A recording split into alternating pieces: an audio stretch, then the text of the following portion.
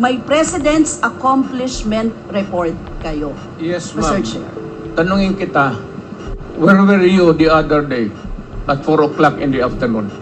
Point of order, Mr. Chair. Yan nga sinabi ko. Ngayon, Mr. Chair, kung ganun, handang mag-cooperate ba ang dating Pangulo sa lahat ng investigations na gagawin, Mr. Chair? All investigations. What do you mean by lahat? How many investigations do you think that I have to participate? Point of order again, Mr. Chair. That's a 1 minute suspension. walang nagtatanong to lay the predicate. Okay, sige po. Para hindi tayo mawala